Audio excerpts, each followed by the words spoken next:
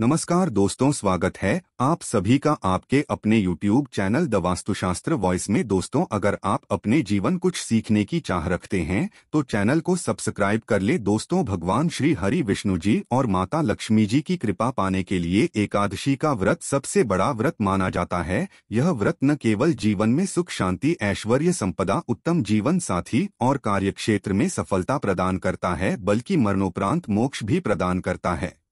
हर एकादशी व्रत का एक अलग और खास महत्व होता है। दोस्तों, आज की इस वीडियो में हम आपको बताएंगे गौमाता से संबंधित एक उपाय जिससे आपको मिल सकता है कभी ना समाप्त होने वाला धन प्राप्त करने का वरदान। अगर हिंदू धर्म की माने तो ऐसी मान्यता है कि अगर गौमाता की सेवा निस्वार्थ भाव से की जाए तो घर में मां लक्ष्मी जी का वास होता है। वैसे तो युगों से चला आ रहा है कि गाय को हम कुछ ना कुछ जरूर खिलाते हैं। गाय को सनातन धर्म में मां लक्ष्मी जी का स्वरूप भी माना गया है और कहा जाता है कि गाय की सेवा करने से घर परिवार सुखी और संपन्न रहता है। जिन घर में गाय की सेवा निस्वार्थ भाव से होती है उस घर में मां लक्ष्मी जी की कृपा हमेशा बनी रहती है, और जिस घर में गाय की सेवा नहीं होती है वहां पर अचानक से किसी भी प्रकार के विघ्न बाधाएं आती रहती है। वैसे तो कुछ लोग शहरों में भी रहते हैं तो वहां पर गाय पालना संभव ही नहीं है, लेकिन गाय को वहां पर भी रोटी अवश्य खिलाई जाती है। लेकिन कई बार गाय को खिलाने में कुछ भूल हो जाती है। तो दोस्तों, कौन सी है वो 3 चीजें जो गाय को नहीं खिलानी चाहिए, आज हम आपको इस वीडियो के माध्यम से बताएंगे। तो कृपया वीडियो को आधा अधूरा न छोड़ें, इन वीडियो को अंत तक जरूर देखें। दोस्तों को माता के अंदर सभी देवी देवताओं का निवास माना जाता है, तो आप सुबह जो पहली रोटी बनती है वो अगर आप गाय को खिलाते हैं तो सभी देवी देवताओं का आशीर्वाद प्राप्त होता है। गाय को गुरु के साथ जोड़ा गया है, यानी बृहस्पति ग्रह के साथ। किस लिए गुरुवार के दिन गाय को रोटी पर एक चुटकी हल्दी डालकर खिलाएं तो सुख संपत्ति धन ऐश्वर्य बढ़ता है, दुष्ट ग्रह शांत हो जाते हैं। जो लोग मानसिक रूप से परेशान हैं वह गाय को रोटी पर थोड़ा सा गुड़ रखकर खिलाएं। इससे सकारात्मक ऊर्जा आती है, टेंशन खत्म होती है और स्वास्थ्य भी अच्छा रहता है। अगर आपको लगता है कि आपके सभी ग्रह खराब है तो ऐसे में गाय को पहली रोटी खिलाएं, इससे सभी ग्रह धीरे धीरे शुभ हो जाएंगे। कभी कभी जीवन में लंबे समय से कोई शुभ मंगल कार्य नहीं हो रहे होते, तब ऐसे में आप गाय को रोटी खिलाएं और गाय के मस्तक को छूकर अपनी मनचाही इच्छा मांगे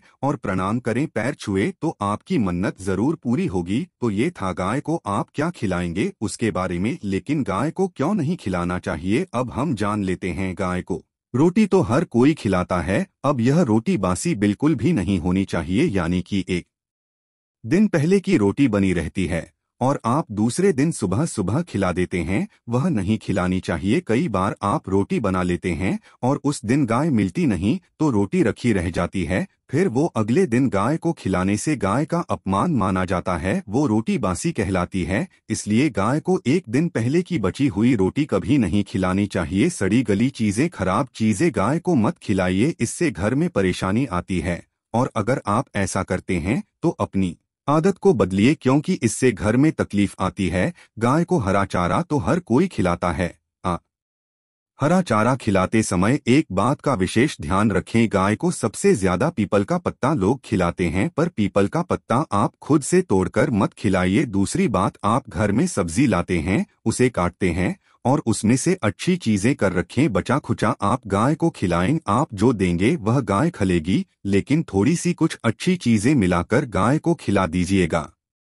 गाय को कभी भी दूध नहीं पिलाना चाहिए। आप दही चावल खिला सकते हैं, लेकिन दूध ताजा हो या बचा हुआ भूल कर भी गाय को मत खिलाइए। तो यह 3 चीजें गाय को कभी नहीं खिलानी है। एक तो बची कुची रोटी नहीं खिलानी है, कोई भी अनाज बच जाए उसे दूसरे दिन गाय को नहीं खिलाना है। जैसे चावल बच जाता है, रोटी बच जाती है, और आप अगर चारा खिलाते हैं उन्हें तो सड़ा गला मत खिलाइए, और अगर खिलाते हैं कोई तो उसके साथ कुछ अच्छी चीजें मिला लें। और गाय को दूध भी नहीं पिलाना है, ये चीजें बिल्कुल भी नहीं खिलाई, नहीं तो घर में गरीबी आती है। माता लक्ष्मी आपके घर में वास करना छोड़ देती है। 84 लाख योनियों के सफर करके आत्मा अंतिम रूप में गाय का रूप धरती है। गांव लाखों योनियों का वो पड़ाव है जहां आत्मा विश्राम करके आगे की यात्रा शुरू करती है। दोस्तों, गाय का कोई अपशगुन नहीं होता है। जिसे भूभाग पर मकान बनाना हो वहां पर अगर आप 15 दिन के लिए गाय और बछड़ा बांध देते हैं तो वह जगह पवित्र हो जाती है।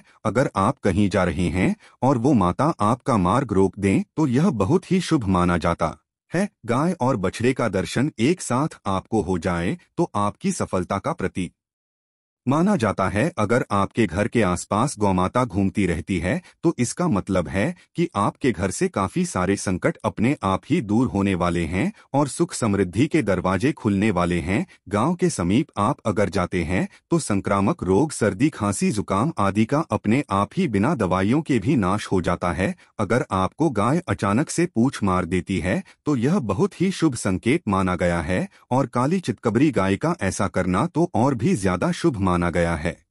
पंचगव्य जो होते हैं वो कई रोगों में लाभदायक है। पंचगव्य क्या क्या हुए? गाय का दूध, दही, घी, मूत्र और गोबर और इन सभी को शरीर की रोग निरोधक क्षमता को बढ़ाकर रोगों को दूर करने वाला माना गया है। ऐसा कोई रोग नहीं है जिसका इलाज पंचगव्य से नहीं किया जा सकता। दोस्तों, आज के समय में लोग गौमाता की पूजा करने के बजाय, उनकी सेवा करने के बजाय उनको काट कर मार कर खाना ज्यादा पसंद करते हैं। बुरा लगेगा शायद, पर ये सच है। अगर आप गाय को पाल सकते हैं तो अच्छी बात है, लेकिन आज के इस मॉडर्न युग में जहां लोगों की शायद खुद के घर में रहने की जगह नहीं है, पैसे में गाय को रखना थोड़ा कठिन और महंगा हो सकता है।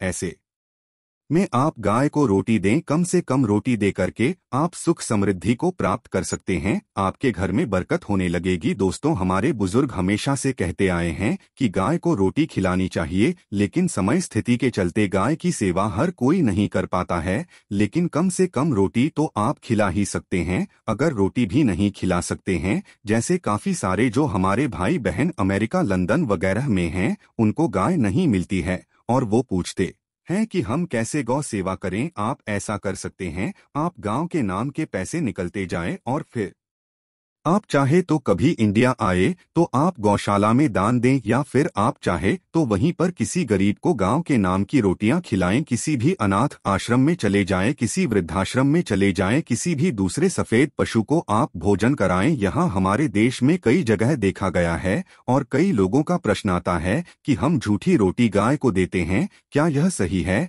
या गलत? हम झूठा खाना, बचा हुआ खाना गाय को खिलाते हैं, यानी जो बच जाता है वह गांव के हवाले कर दिया जाता है। दोस्तों, इससे जुड़ी एक पौराणिक कथा है तो आपको बता दे। रामायण काल में गौमाता को एक श्राप मिला था, उसी की वजह से आज उनके साथ ऐसा हो रहा है और उसी शराब की वजह से गौमाता में देवी देवताओं का वास होने के बाद भी उनको झूठा खाना पड़ता है। यहाँ तक कि पॉलीथीन भी खाते हैं। हालांकि यह किसी भी लिहाज से सही नहीं है। आपको बता दें, वाल्मीकि रामायण में माता सीता द्वारा पिंडदान देकर दशरथ की आत्मा को मोक्ष मिलने का संदर्भ आता है। जो लोग जानते होंगे वो जानते हैं कि वनवास के दौरान भगवान राम, लक्ष्मण और माता सीता पितृपक्ष के दौरान श्राद्ध करने के लिए गया पहुंचे। वहां श्राद्ध कर्म करने के लिए जरूरी सामग्री जुटाने श्री राम और लक्ष्मण तो चले गए और सामान लेकर नहीं आए। इधर दोपहर हो गई थी और पिंडदान का समय निकलता जा रहा था। सीतामऊ घबराने लगी। तभी दशरथ की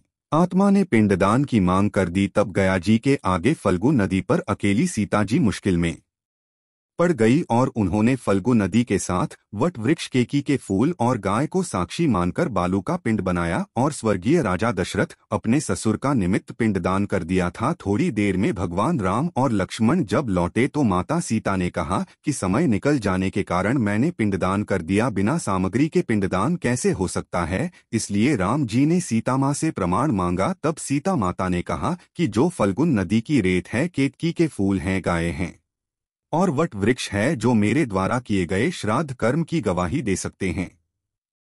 कितनी में फल्गु नदी, गाय और केतकी के फूल। इस बात को मुंह करके उन्होंने कहा कि सीता माँ झूठ बोल रही है, सिर्फ वटवृक्ष ने सही बात कही। तब सीताजी ने राजा दशरथ का ध्यान करते हुए उनसे ही गवाही देने की प्रार्थना की। दशरथ जी ने सीता माँ की प्रार्थना को स्वीकार करके घोषणा की कि ऐन वक्त पर सीता ने मेरा पिंडदान कर दिया। इस पर श्रीराम आश्वस्त हुए, लेकिन तीनों गवाहों द्वारा झूठ बोलने पर सीताजी उनसे क्रोधित हो गई और उन्हें श्राप दिया। फल्गु नदी से कहा कि जहां तेरा नाम सिर्फ नदी रहेगा, लेकिन में पानी कभी नहीं रहेगा। दोस्तों, इस कारण आप भी जानते होंगे फल्गु नदी आज भी गया में सूखी ही रहती है। गाय को श्राप दिया कि तू पूजनीय होकर भी लोगों का झूठा खाएगी, और केतकी के फूल को श्राप दिया कि तुझे पूजा में कभी नहीं चढ़ाया जाएगा। वट वृक्ष को सीता माँ ने आशीर्वाद दिया कि उसे लंबी आयु की प्राप्ति होगी और दूसरों को हमेशा छाया प्रदान करेगा, तथा पतिव्रता स्त्री तेरह स्मरण करके अपने पति की दीर्घायु की कामना करेंगी। और यही कारण है कि गाय को आज भी जूठा खाना पड़ता है। कीकी के फूल को पूजा से निषिद्ध बताया गया है। फल्गु नदी के तट पर जल नहीं है, सीता कुंड में पानी के अभाव में सिर्फ बालू रेत में दान किया जाता है। दोस्तों, शास्त्रों के अनुसार गौमाता में सारे देवी देवता निवास करते हैं। 33 कोटि देवी देवता और पितर का भी निवास होता है। अगर आप भी किसी मंदिर में नहीं जा सकते, पूजा पाठ नहीं कर पाते हैं, कहीं जाकर के ग्रह दोषों का उपाय नहीं कर सकते, तो आपको गाय को एक रोटी जरूर खिलानी चाहिए। हमेशा कहते हैं पहली रोटी गाय की अगर आप भी खिलाते हैं तो दुनिया के सारे सुखों को प्राप्त कर सकते हैं। आपने अक्सर ही सुना होगा कि रसोई में पहली रोटी जो भी बनेगा आय को दे देनी चाहिए। हर रोज गाय को एक रोटी देने से आपके जीवन के सभी दुख दर्द दूर हो जाते हैं। खाना बनाते वक्त हमेशा पहले एक रोटी गाय की निकाल दें, इसके बाद ही परिवार के बाकी सदस्यों के लिए आपको रोटियां सेंकने चाहिए। कोशिश करनी चाहिए कि गाय की उस रोटी में थोड़ा सा हल्दी मिला दे, इससे गाय को रोटी खिलाने का अपार फल प्राप्त होता है। अगर गुरुवार का दिन हो तो लोही ले ले, सने हुए आटे की एक छोटी सी लोई बना लें और उसमें हल्दी मिलाकर गाय को खिला दें। इससे आपके जीवन में शुभता आती है, वैभव आता है, धन संपत्ति का वास होता है। आप जो भी हासिल करना चाहते हैं जिंदगी में, तो आप देखेंगे कि तुरंत आपको मिनटों में वह हासिल हो जाता है। इसी तरह से आपको नमक का एक उपाय बताते हैं। नमक क्या है? नमक के बिना तो हर स्वाद अधूरा है, और साथ ही साथ अगर नमक ना हो तो जीवन स्वादहीन हो जाता है।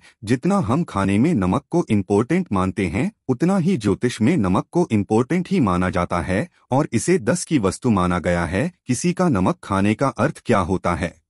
उसका कर्जदार होना। आपने सुना ही होगा, नमक का कर्ज अदा करना है। इसलिए अगर आप जीवन को सुगम बनाना चाहते हैं, सरल बनाना चाहते हैं, तो नमक का एक आसान सा प्रयोग आपको आज हम बताएंगे। आप देखिए कि कितने आपको पॉजिटिव परिणाम मिलते हैं, और इतना आसान है कि इसके लिए आपको अतिरिक्त मशक्कत करने की कोई जरूरत भी नहीं है। सिर्फ आपको अपने घर में बनी सबसे पहली रोटी लेनी है और उस पर थोड़ा सा नमक रख दें। अब आप पूछेंगे कौन सा नमक रखें? तो सबसे बेस्ट है आप डेली वाला नमक, सस्ता नमक जो भी है वो रखें। काला नमक नहीं रखना है, आपको सफेद नमक ही रखना है। तो नमक रख लें और फिर इस रोटी को किसी कपिला गाय को आपको दे देनी है। कपिला गाय यानी सफेद रंग की गाय को आपको खिला देना है। और अगर आपको कपिला गाय नहीं मिलती है तो आप यह रोटी किसी भी गाय को खिला दें, मगर यदि आपको कोई ऐसी गाय दिख जाए, सबसे पहले सफेद गाय को ही खिलाना प्रेफर करें। दोस्तों, आपको बता दें, यह उपाय आपकी हर समस्या को जड़ से दूर कर देता है। चाहे आपके घर में कोई बड़ी कला हो, कोई पारिवारिक वाद विवाद हो, इस उपाय को करके आपके घर में सुख का वास होने लगता है। जो भी धन की कमी हो,